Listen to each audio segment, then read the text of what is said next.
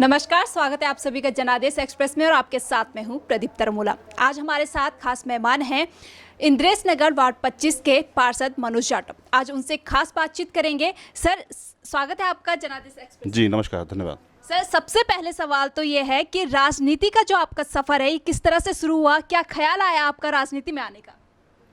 हाँ देखिए, सबसे पहले तो मैं सभी देशवासी प्रदेशवासी को नमस्कार करता हूँ। और राजनीति के लिए बोलूँ तो मैं बुक बाइंडिंग का काम करता था स्कूल से आने के बाद। तो अमर सिंह सिवेटा जी गुरु जी हैं, उनकी फैक्ट्री हुआ करती थी इधर महंत रोड पर। उनके पिताजी भाई वगैरह सब यही काम करते थे। वो मुझे यहाँ से काम पर ले गए थे। गरीबी परिवार से हूँ, पिताजी मजदूरी करते थे। और दादाजी की यहाँ डिस्पेंसरी रोड पर दुकान हुआ करती थी फ्रूट्स की, जूस वगैरह की। तो पढ़ाई करने के बाद 11 बजे स्कूल से छुट्टी होती थी, तो उसके बाद मैं अपने काम में आ जा करता था, जिससे परिवार का थोड़ा सा हाथ बढ़ता था। उस टाइम गरीबी ज़माना था। तो वो राजनीति में थे, वो मुझे भी अपने रैलियों में ले जाया करते थे, साथ जाया करता था। पता नहीं था कि राजनीति होती क्या है, क्या होता है इसमें, कुछ नहीं। तो चलते चलते काफ़ी टाइम हो गया था मेरे को। जो वो काम बोलते थे मैं कर देता था। अपना काम में से ओवर टाइम में अपना गुजारा कर लेता था, जिससे जो टाइम करता था। उसके बाद उन्होंने मुझे कहा तू राजनीति में आ जा। मैंने कहा जी मुझे तो नॉलेज नहीं है। कह रहे कोई बात नहीं बेटे, आ जा। मैं उनके साथ जाने लगा। कम से कम 2-3 साल में उनके साथ यहाँ मीटिंगों में, रैलियों में खूब जाते थे हम लोगों को ले लेकर कर। उसके बाद उन्होंने मुझे वार्ड अध्यक्ष का पद दिलवाया। उसके बाद दिलाते हुए फिर मैं राजनीति में अपना काम करने लगा। मेरे कार्य को देखते थे भारतीय जनता पार्टी ने का मैं धन्यवाद भी देना चाहूँगा। मुझे टिकट दिलाया, लोग देखा, विधायक जी ने देखा कि भाई लड़का मेहनती है, काम करता है। वार्ड अध्यक्ष के बाद अनेकों पदों में रहा मैं। मंडल अध्यक्ष में भी रहा अनुसूचित मोर्चे से। अंबेडकर नगर में मीडिया प्रभारी रहा। इसके बाद अन्य पद में रहा। उसके बाद चलते चलते आज आपके सामने है, टिकट दिया पार्टी ने और क्षेत्रवासियों ने जिता दिया। मैं इनका सभी का बहुत बहुत आभार व्यक्त करता हूँ कि मुझे इस लायक समझा, सेवा करने का मौका दिया। और मैं इसके तहत सेवा कर रहा हूँ जितना मेरे से हो पा रहा है। आप क्षेत्रवासियों ने आपको मौका दिया है, क्षेत्रवासियों की किन समस्याओं के लिए क्या कुछ कार्य कर रहे हैं आप? देखिए, कार्य 100% तो ईश्वर भी किसी को खुश नहीं कर पाया। जितना मेरे से होता है। हमारे यहाँ जो सीवरों की दिक्कत थी वार्ड के अंदर, कहीं जगह सीवरें नहीं थी, वो सीवरें लगभग डल गई हैं। सड़कें भी लगभग 90% सड़कें हमारे यहाँ बन चुकी हैं। और इधर पीछे पुल एक बरसात में थोड़ा सा ख़राब हो गया था बहुत ज़्यादा, उससे पानी ऊपर आ गया था, सारे डैमेज हो गया था, वो टूटा पड़ा है। आज भी उसका देखो, मैंने विधायक जी खजानदार जी ने उसका शिलान्यास किया है। जो काम में हम अपने देखते हैं और उसको हम वहाँ उनको लिख कर देते हैं, और उसको वो किसी भी विभाग से, लघु सिंचाई से या अन्य किसी भी विभाग से वो उसको पास करते हैं और उसको आगे काम करते हैं। अभी आज भी देखिए मेरे वार्ड में नगर निगम से हो या माने विधायक निधि से हो, सारे कार्य चल रहे हैं। आप वार्ड के अंदर जा सकते हो, अभी भी इधर सड़कें बन रही हैं। और पिछले दूसरी गली में जो है वहाँ सीवर डली है। उसके बाद आज कल पेड़ गिर गया था, उसको पेड़ की थोड़ी बुलाकर लेबर छटाई करी और उसको भी उठवा भी रहे हैं नगर निगम की गाड़ी आके। मैं माननीय महापौर श्री सुनील गामा जी का बहुत धन्यवाद देना चाहूँगा कि हमारे एक फ़ोन पर फ़ोन उठ जाता है। अगर कहीं मीटिंग में होते हैं तो दोबारा उनका फ़ोन आता है। क्षेत्रवासियों के लिए आप लगातार कार्य कर रहे हैं, छोटी बड़ी जो समस्या हैं उनका निपटारा आप करते हैं। बीच में अब कोरोना महामारी जो है ये एक बहुत बड़ी समस्या थी, सभी को इसने परेशान किया है। तो इस दौरान आपने क्षेत्रवासियों की किस तरह से मदद की है, किस तरह से क्षेत्रवासियों को सुरक्षित किया है? और देखिए, जो भी है, जो भी कार्य करा है, मिलजुल कर सभी ने करा है।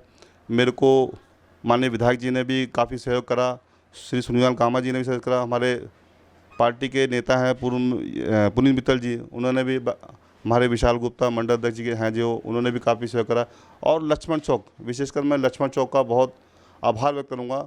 उन्होंने भी जो हमने राशन वितरित किया था, उन्होंने भी काफ़ी बहुत सहयोग किया। वहाँ के कई लोगों ने जो मैंने उनको कहा जी ये सामान, हमने पैसा तो किसी से कभी कुछ नहीं लिया, और कुछ मैंने अपनी तरफ से भी परिवार का पैसा जो घर में रखा था उसका भी पैसा हमने निकाल कर जो सेवा की थी। हम जो लोग हैं, जब 2020 में 22 तारीख से लॉकडाउन लगा था, तो उस पर हम चौकी से पका हुआ राशन बांटते थे। उनमें कई जगह संस्थाओं से राशन आता था, और हमारे भी 5-7 लड़के हैं पार्टी के, जितने भी लड़के हैं, इनको लेकर के हम चौकी में रहते थे। रात को मैडम हमें 2-2 बज जाते थे, हम राशन पैक करते थे और सुबह ही उसको बांटना शुरू कर देते। लाइन इतनी लगती थी लक्ष्मण चौकी से लेकर गांधी ग्राम के आगे जो गोविंद का पुल है, उससे भी पार लाइन जाती थी। अन्य कई वार्ड के, क्योंकि बिल्कुल बीच में चौकी है और बाज़ार तो सारा बंद था। तो बस यही काम चल रहा था हमारा, पूरा दिन रात हम घर भी नहीं आ पाते थे उस टाइम। बखूबी से आपने जनता की सेवा की है कोरोना काल में, जब एक बहुत बड़ी महामारी कोरोना जो है ये आई है, यहाँ पे लॉकडाउन लग गया था, लोगों को कई दिक्कतों का सामना करना पड़ा और अब जो है वैक्सीन आने के बाद थोड़ी बहुत राहत मिली है और कोरोना से बचने का एकमात्र सहारा है वैक्सीन, और वैक्सीनेशन अभियान भी लगातार जारी है। तो वैक्सीन कैसे लोगों तक पहुंचाई जा रही है आपके क्षेत्र में, किस तरह जिससे कि हर एक व्यक्ति तक वैक्सीन पहुंच पाए, कोई भी इससे वंचित न रहे, क्या कुछ कार्य कर रहे हैं आप इसके लिए? जी देखिए, वैक्सीन के लिए मैं बहुत बहुत धन्यवाद देना चाहूँगा डॉक्टर्स को भी और माननीय विधायक जी का भी। जितने मैंने कैंप मांगे उतने मैंने कैंप दिए। मैं नहीं समझ सकता कि 20 कैंप मेरे वार्ड में लग चुके हैं।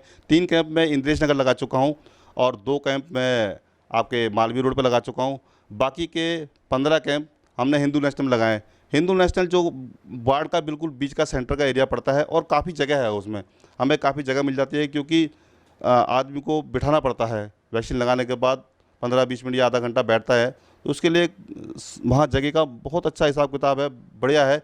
20 कैंप में लगा और लोग पहले शुरू में जो हमने कैंप लगाए थे उसमें लोग थोड़ा डर रहे थे, लेकिन आज के टाइम में आदमी खुद पूछता है कि भैया कैंप कहाँ लगा है, हमने वैक्सीन लगानी है, भैया कैंप कहाँ लगा है, हमने वैक्सीन लगानी है। तो काफ़ी अच्छा सरकार का मैं धन्यवाद देना चाहूँगा माननीय प्रधानमंत्री श्री नरेंद्र सिंह मोदी जी का, कि वैक्सीन के लिए हमें हमारे विधायकगण द्वारा, हमारे मंडल अध्यक्ष जी द्वारा, माननीय मेयर जी द्वारा हमें सारी व्यवस्थाएँ दी जा रही है। और उसको मैं अब दोबारा बोल रहा हूँ कि 20 कैंप, शायद ही किसी उम्र में मैं 20 कैंप लगा चुका हूँ। बहुत बड़ी बात है ये, 20 कैंप अभी तक आप अपने क्षेत्र में लगा चुके हैं। कितने लोगों का अभी तक वैक्सीनेशन हो चुका है आपके क्षेत्र में? देखिए, ये रिकॉर्ड मैंने लिखा हुआ है, मैं परमानेंट तो कह नहीं सकता। पहले जो हमें वैक्सीन मिलती थी, जो हमें कोई 13 जो कैंप मिले, हमें 13 से 14 कैंप में हमें 200 वैक्सीन मिलती थी एक दिन में, लेकिन अब हमें 400 वैक्सीन, 300 वैक्सीन, और ये पूरी ही लग जाती है। कोई शायद ऐसा कैंप किया होगा जिसमें हमारी 150 या 175 ऐसे लगी, नहीं तो पूरी की पूरी वैक्सीन चल रही है हमारी। ये हमारे पास पूरा रिकॉर्ड है रजिस्टर में। कभी कभी क्या होता है कि किसी का मैसेज नहीं आता है तो वो परेशान होता है, इसलिए हमने रिकॉर्ड कर रखा है रजिस्टर में। वो हमसे संपर्क करता है, हम वहाँ जाकर उसको वैक्सीन लगवाते हैं। अब जो बीमार थे काफ़ी, कोई लोग खदरी मोहल्ले में महिला आश्रम है लक्ष्मण चौक में, उसमें भी कई लोग ऐसे थे, वहाँ पर हमने घर जाकर वैक्सीन लगाई उनके। 20 कैंप आपने लगा दिए हैं, वैक्सीनेशन कैंप आपने आयोजित किए हैं। अभी भी कुछ व्यक्ति बचे हुए जिनको वैक्सीन लगनी बाकी है, तो इसके लिए आगे आपने क्या सोचा है? देखिए, फर्स्ट डोज तो लगभग सभी के लग गई हैं और वैक्सीन अन्य भी लग रही हैं, जैसे कि बाहर का आदमी या हमारे यहाँ के लगवा रहा है कहीं का भी, और बाहर कहीं आदमी जा रहा है तो वो भी कहीं भी लगवा रहा है। तो वैक्सीन का जो सेकंड डोज है वो कुछ रह गया है, क्योंकि जो अब 84 डे का टाइम दे रखा है ना, 84 दिन बाद लगेगा, उसके कुछ लोग रह गए हैं। तो उसके लिए मैं माननीय विधायक जी से रिक्वेस्ट करूंगा कि हमें 2-3 कैंप और दी जाएँ, जिससे कि सेकंड डोज उनकी लगाई जाए। गरीबी आपने देखी है, गरीबी से जीवन यापन किया है आपने, राजनीति का सफ़र भी आपका इसी के साथ शुरू हुआ था। तो आगे आपने अपने राजनीति सफ़र में क्या सोचा है? देखिए, सोचा हुआ तो कभी पूरा होता नहीं है ना, सत्य बोल रहा हूँ। बाकी हर आदमी सोचता है कि जितना ज़्यादा से ज़्यादा आदमी को अच्छा मिले उतना आगे से ज़्यादा आदमी काम करेंगे। तो मैं भी यही सोचता हूँ कि आगे मुझे जितनी उन्नति मिलती है कि मैं भी उतनी आगे उन्नति करता रहूँगा। जितना मेरे अंदर मेरे कार्यशैली है या जितना मेरा मनोबल है, जितना मैं कार्य कर सकता हूँ, उस हिसाब से मैं कार्य कर रहा हूँ और आगे भी करता रहूँगा। जनता का कितना सपोर्ट मिल रहा है आपको?